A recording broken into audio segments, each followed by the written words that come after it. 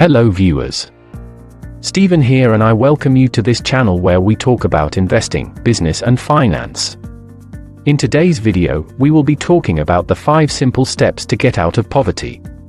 But before we begin, be sure you have subscribed to this channel and smash that like button on this video to support the channel. Thanks for doing that. Now let's begin. Have you heard the phrase, the rich keep getting richer, and the poor are getting poorer? Well, it's not just a phrase. Unfortunately, it's the truth. Despite the fact that millions of people are leaving poverty behind and are even becoming millionaires, most people will never make it. In 2020, America's 614 billionaires' net worth exceeded $3 trillion. The stimulus bill that supposes to help your average folk ended up helping the billionaires the most. At the end of the day, most people spent that money either on their basic needs or purchased some gadgets on Amazon. I guess Bezos was the ultimate beneficiary of the stimulus bill. Even though he has stepped down as the CEO of Amazon, he is still the biggest individual shareholder. But the question that I want to focus on in this video is, how do you get out of poverty? What if you are born into a poor family? It's not your fault. What do you do? How exactly do you build wealth and become financially free? We will answer all of these questions and many more. Number 1. Understand that no one is going to help you except yourself. It's great when there is someone who can help you. Either it's the government or your parents, but the reality is no one really cares about you except yourself. Of course, your parents want you to have a better life. However, they don't always have the ability to provide you with that opportunity, and if they have grown up in a poor family, it's very unlikely that they can give you good financial advice. Otherwise, they would have gotten out of that position long ago. If you talk to people who are struggling financially, they will always blame someone, especially the government who's supposed to take care of them. I am not saying that the government shouldn't take care of you, but if you rely on outside factors, you will have to wait for a long time. You have to make it crystal clear to yourself that no one can help you as much as you can help yourself. That's the first step to make any meaningful change. Number 2. Don't settle for a low-paying job. I am not against getting a job. In fact, getting a low-paying job when you are a teenager is a perfect opportunity to teach yourself the basics of business and money and learn how to be responsible with money. However, a low-paying job is a trap that most people get into and never leave. When you grow up poor, every penny matters, every dollar makes a difference. You grow up with very little needs and wants. Everything you want can be fulfilled with a few $1,000s. All you want is a proper roof over your head, some good food, and gadgets that everyone else around has. So when you get that first job as a teenager, it provides you with enough income to fulfill those needs, but in return, you have to give up most of your time. So you get to a position where you just work the entire day on a job that doesn't provide you with skills to increase your income year after year, but at the same time fills your basic needs at least, so you get trapped in that job. A low-paying job gives you instant gratification, but a very little reward in the long run. You can quickly earn enough to be able to take a car on credit, get the latest iPhone and start going out with friends. But, at the same time, it won't give you the luxury of free time to work on yourself and make your time worth far more valuable in the long run. Hence, you have to teach yourself how to delay gratification. The best way to do that is to start going to the gym.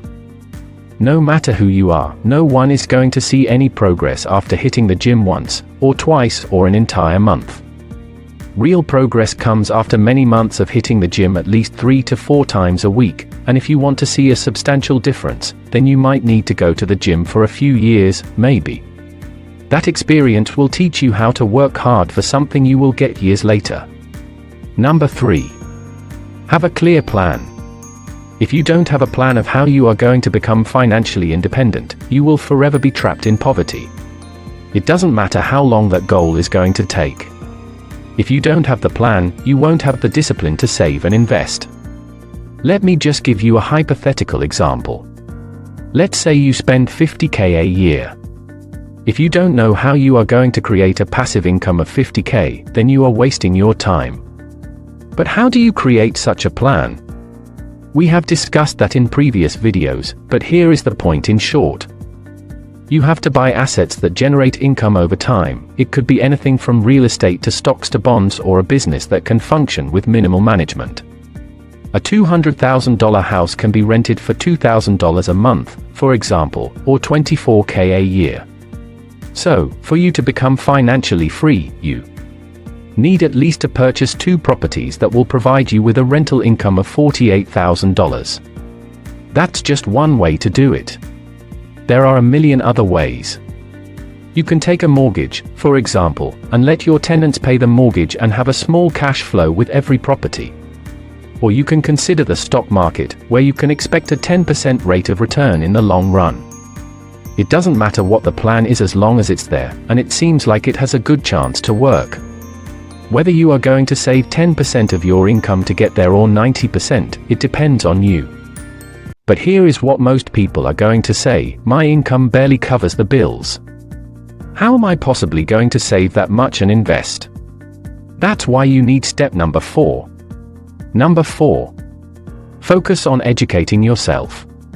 If you are making $50,000 a year, it's impossible to imagine yourself making $200,000, for example, or $500,000 or $1 million. Because you are comparing that $1 million to your current job. If you are making $20 an hour, then you have to make at least $250 an hour. Assuming you will work for 12 hours every single day to be able to make 7 figures. And as far as it seems, no one is going to pay you that much for such a job. However, that doesn't mean there aren't ways to earn that much. There are people who make far more than that. The only problem is, you have to find out how. That's why you have to educate yourself. But if you spend all your time on a low-paying job, you won't be able to do that. So what should you do? Either find extra time after you are done with your job, or what I did back then is just minimize my expenses, deny myself some of the things so that I could work less to pay the bills, and suddenly I had some extra time to work on myself. If you are just starting out, pick up some books, find out what your strengths are, learn how the latest technologies work, and start something in that field. It's not going to happen overnight, but remember that you are in it for the long run. Number 5. Set up a boring but effective routine. Once you come up with a reasonable plan, it's time to set up a routine. Forget about having adventures every single day. You can't be productive if you don't have a routine. That life you see on Instagram is nonsense. Trust me, everyone who makes real money almost never lives like that. The life of a person who makes a lot of money is super boring. Yes, it's boring but yet effective. You wake up every day at the same time, do the same thing, over and over and over a long period of time, which could be years, you achieve meaningful progress. Remember the example of the gym. Building a great body is a result of going to the gym every day and repeating the same exercises. Yeah, sometimes you try new equipment, but overall you do pretty much the same thing. You train your chest, back, biceps, shoulders at least once a week. After 2 or 3 years of hitting the gym 3 to 4 times at least a week, you start to see the fruits of your hard work. That's how everything works in life, including wealth. So don't feel miserable when you scroll through your Instagram feed. Just focus on what you are good. We don't choose how we are born. Some of us are lucky to be born rich, while others aren't fortunate. But as a wise man once said, it's not how you start that's important, but how you finish. If you are born poor, it's not your fault, but if you stay poor for the rest of your life, then it's your choice. Of course, circumstances change from country to country. Being born poor in a first world country like the United States is different than being born in the middle of Sahara, where you do not have the infrastructure to start building wealth. However, with the rise of the internet, that has changed. You could be anywhere and yet still educate yourself and even build an entire business online. I hope you guys have enjoyed this video. If you did, give it thumbs up. And if you are new around here, then subscribe and turn on your notifications. We are trying our best to make great videos for you and hopefully help you achieve your financial goals. Thanks for your time, and see you on the next one. Bye for now.